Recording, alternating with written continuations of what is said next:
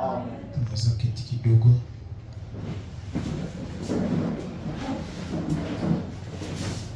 Nawakaribisha nyote kwa nyumba ya Baba mjina la Bwana Yesu Kristo. Amen. Nabii anasema ukapata kitu kama nzuri usikose kukagabulia wengine. Mchungaji utanisamehe kidogo kusumbua order. Basi vile ndio nilisikia. Atuka ukapata kitu kama nzuri. Mwenye unapenda kanjana kwa wa kwanza kuita. Ukishapata kitu kama nzuri, kama rafiki yako ni fulani unasema ule rafiki yangu siamuona. Siaona siri fulani, ngoja nimuite. Niseme Bwana ashatoka safari alileta samaki. Bwana tubariki sana. Okay, wakati nilikuwa nasoma usiku, kitu ilinisaidia sana na napenda tugabule pamoja. Tulikuwa hapa na wajeni. Mungu awabariki.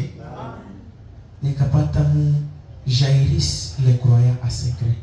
Yairo muamini katika siri. Yairo alikuwa muamini na mwenye hawezi enda na mitume.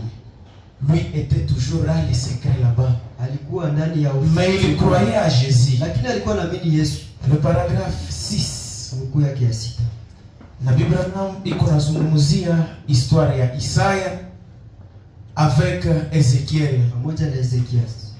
Alors Ezekias était tombé malade. Ezekiel aligonjwa. Et quand il est tombé malade, alipokuwa mgonjwa, Dieu a envoyé le prophète Isaïe akatuma nabii Isaya pour lui dire que tu ne vas pas quitter là-bas. Kumwambia hautapona, hautatoka magonjwa. Et il est allé donner les formations. Akaenda pana ile habari. Mais après qu'il ait donné les formations, baada ya kupana ile habari, Ezekias a pleuré. Ezekia akalia. Il a dit à Dieu, j'ai encore beaucoup de projets à faire pour toi. Niko na mipango mingi ya kukufanyisia wewe. Maintenant, sasa accorde-moi la seconde chance. Unipatie bahati ya pili. Accorde-moi Seigneur la seconde chance. Unipatie tena bahati ya pili. Et Dieu dans sa miséricorde, Mungu ndani ya rehema zake, il a exaucé la prière d'Ezekias. Le même prophète qui a apporté le message est revenu pour corriger. Alors on va lire, je commence au point B. Eh bien, je m'imagine que vous vous demandez quel genre de prophète, qu'est celui-là. Wenda mnajiuliza ni aina gani ya nabii kama ule? Mara nabii mwenyewe konaleta ujumbe tena kisha ileta anakia ikorije. No, huyu haiko yeye. Hapana, ni Mungu ndiye amemtuma tena. En quoi était ce grand changement? Ilikuwa nini ile kubadilika kabambi? La prière change la mort à vie. Maombi ubadilisha mauti kuwa uzima. Hata ni nabii majere ndio ameleta information na ni unabii kweli. Mais maombi inabadilisha. Elle le fera à chaque pécheur ici. Na ile maombi taifanya kwa kila mtenda dhambi hapa. A changer la mort à vie, ikibadilisha mauti kwa uzima. Elle le fera pour chaque personne malade ce soir. Maombi itafanya kwa kila mtu ambaye ni mgonjwa jioni ya leo. A changer la maladie à bonne santé. Kubadilisha ile magonjwa kuwa afya nzuri. La prière change les choses. Maombi inabadilisha mambo. Même ta situation là, la prière peut changer. Maombi inaweza kubadilisha. Et si, na hivi, gardez toujours cela à l'esprit. Muweke ile jambo ndani ya roho zenu. Priez sans cesse. Muombe bila kukoma. Priez sans cesse. Muombe la prière change inabadilisha mambo. Alors voici la chose. Sasa tazama jambo. Si vous voulez être une dette à charge de cette réunion, kama unapenda ukuwe deni yenye itakuwa mzigo kwa mkutano, kama saa hii wewe unapenda ukuwe deni na mzigo, Branham ashamaliza yote. Hakuna tena kia mpya kia kuleta. Si vous voulez être une dette à charge de cette réunion, kama unapenda ukuwe deni na mzigo kwa hii mkutano, ne priez pas. Usiombe basi. Signifie que si tu n'as pas prié depuis tu es ici, inamaanisha kama huyaomba tangu hapa. Si tu n'as pas prié au courant de la semaine pour cette réunion, tu es pour nous ce matin une charge. Tu es une charge jusqu'à ce que tu deviens sec. Le prophète nous dit que si vous voulez être une dette à une charge, ne priez pas pour la réunion. Ça m'a dérangé. J'ai compris combien de fois nous avons été des charges. Nous avons été des charges, nous avons embrayé. Au lieu d'être une bénédiction, mais nous avons été une dette et une charge. Supposez les deux choses à la fois. Tu es là présentement, mais tu as deux dossiers. Tu as une charge pour notre culte, et aussi tu as une dette. C'est grave, hein? Si tu veux l'être, ne priez pas. Alors si tu ne pries pas, ici on ne porte pas de gants. Nous sommes ouverts. Une charge et une dette. On peut dire amen. Si vous voulez être la plus grande assistance qui puisse être apportée à cette réunion,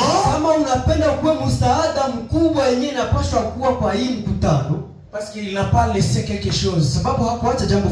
Il y a ceux qui sont des dettes, qui sont des charges, mais il y a aussi des bénédictions. Si vous voulez être la plus grande assistance qui puisse être apportée à cette réunion, ce n'est pas du point de vue financier. Ce n'est pas que tu as payé ta dîme de $10,000. Ce n'est pas que tu as acheté notre parcelle. Tout ça c'est bon. Mais ce n'est pas ça l'assistance pour cette réunion. Pour cette réunion, il y a quelque chose que le prophète va nous dire. Voici la plus grande assistance que vous pouvez apporter à cette réunion. Prenez chaque jour une heure ou 2 heures à prier pour la réunion. Personne n'est épargné. Si tu veux être une assistance, le mercredi, comme aujourd'hui tu n'es pas notre assistance, alors commence aujourd'hui soir. Ayez une heure ou 2 heures pour prier pour la réunion de mercredi. À part cela, il y a une charge qui nous fatigue. Dieu te bénisse. Amen. Ce n'est pas... Ok, je suis là. Prenez chaque jour une heure ou 2 heures à prier pour la réunion. Allez visiter quelqu'un si le Seigneur met cela sur votre cœur. Là, ici. Si Dieu le met sur votre cœur, allez voir quelqu'un. Amenez-le à la réunion. Ensuite, priez pour que Dieu le sauve pendant qu'il est là. S'il a mis à toi une charge, ne t'arrête pas là. Va le voir et amène-lui ici. Et quand il amène ici, ne te mets pas sur le bas. Tu dois prier maintenant pour cette personne, parce que lui là peut devenir une charge. Maintenant toi tu te mets dans la brèche pour l'amener à Dieu.